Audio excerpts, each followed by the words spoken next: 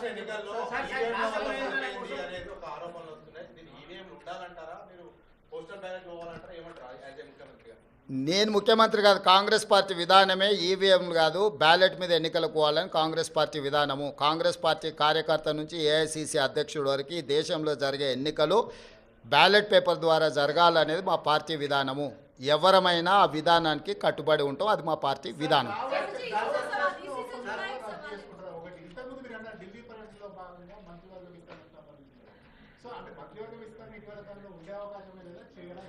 ఇప్పుడు నువ్వేమేం శాఖలు ఇచ్చినావు, ఎవరికి ఇచ్చినావు ఫస్ట్ అది చెప్పు.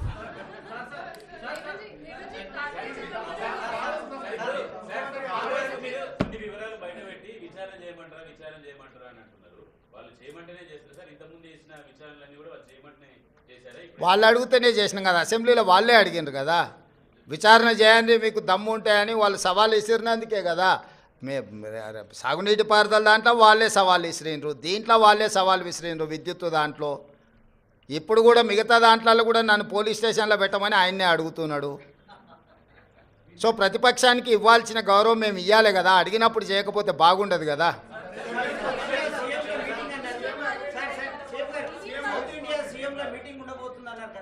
ఇప్పటికాడికైతే దీనికి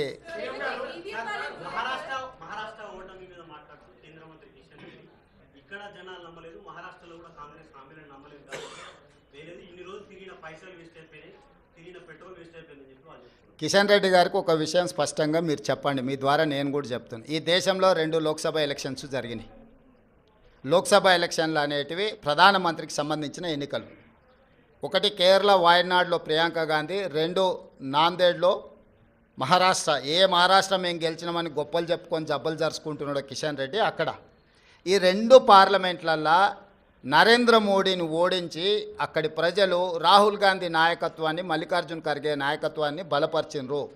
మహారాష్ట్రలో రాష్ట్ర ప్రభుత్వానికి సంబంధించిన ఓటు మహాయుతికి వేసిండ్రు, కేంద్ర ప్రభుత్వానికి సంబంధించిన ఓటు రాహుల్ గాంధీకి వేసారు. అన్ని అసెంబ్లీలు ఓడిపోయినా నాందేడ్ పార్లమెంట్లో రవీంద్ర చౌహాన్ కాంగ్రెస్ పార్టీ గెలిచింది. దీన్ని బట్టి నరేంద్ర మోడీ నాయకత్వాన్ని, ఆ మంత్రివర్గంలో పనిచేస్తున్న కిషన్ రెడ్డిని చీదరించుకున్నారు, కొట్టినారు మహారాష్ట్ర ప్రజలు. కేరళలో రాహుల్ గాంధీ గారికి వచ్చిన మెజారిటీ కంటే ప్రియాంక గాంధీ గారికి ఎక్కువ మెజారిటీ వచ్చింది. ఓటింగ్ పర్సంటేజ్ రాహుల్ గాంధీ గారు పోటీ చేసినప్పుడు 75%, ప్రియాంక గాంధీ గారు పోటీ చేసినప్పుడు 65%. రాహుల్ గాంధీ గారికి 3,64,000 మెజారిటీ వస్తే ప్రియాంక గాంధీ గారికి 4,10,000 మెజారిటీ వచ్చింది. అంటే మోడీ నాయకత్వాన్ని కేరళ తిరస్కరించడమే కాకుండా మహారాష్ట్రలో అద్భుతమైన విజయం సాధించినని గొప్పలు చెప్పుకుంటున్న బీజేపీని పార్లమెంటులో, నాందేడ్ పార్లమెంట్లో ఎక్కడైతే ఉత్తమ్ కుమార్ రెడ్డి గారు ఇన్ఛార్జిగా వ్యవహరించారో ఆ సీటు కాంగ్రెస్ పార్టీ గెలిచింది. ఈ మాత్రం ఇంగిత జ్ఞానం కూడా బీజేపీ నాయకులకు, ముఖ్యంగా కిషన్ రెడ్డి గారికి లేకపోవడం, అలాంటి ఇంగిత జ్ఞానం లేని వ్యక్తిని కేంద్ర మంత్రిగా చేయడం అనేది మన దురదృష్టం. కాబట్టి కేంద్రము రాష్ట్రము 2 వేరు. రాష్ట్రానికి సంబంధించిన తీర్పు ప్రజలు ఒక రకంగా ఇచ్చారు, కేంద్రానికి సంబంధించిన తీర్పు ఇంకొక రకంగా ఇచ్చారు. కర్ణాటకలో 3 అసెంబ్లీ ఎన్నికలు జరిగితే 3 బీజేపీ అత్తా లేదు పత్తా లేదు కాంగ్రెస్ పార్టీ గెలిచింది. వెస్ట్ బెంగాల్లో 6 అసెంబ్లీలు జరిగితే ఒక్క సీట్లో కూడా నాకు తెలిసినంతవరకు బీజేపీకి డిపాజిట్ కూడా రాలేదు, ప్రతిపక్ష పార్టీలు గెలిచినాయి. ఈ రకంగా దేశంలో ఏ కొనను చూసినా మోడీ నాయకత్వాన్ని తిరస్కరించిన విషయాన్ని కప్పిపుచ్చుకోవడానికి మహారాష్ట్రలో మీ ప్రభుత్వం ఉంది, మీ ప్రభుత్వం ఏర్పడ్డది. జార్ఖండ్లో మా ప్రభుత్వం ఉంది, మా ప్రభుత్వం ఏర్పడ్డది. మహారాష్ట్రలో మీకు కొన్ని సీట్లు పెరిగినాయి, జార్ఖండ్లో మాకు కొన్ని సీట్లు పెరిగినాయి. ఇందులో ఏంది గొప్ప, ఏంది వాళ్ళు సాధించింది? ఎందుకు సంబరాలు చేసుకుంటారో నాకైతే అర్థం కాలే.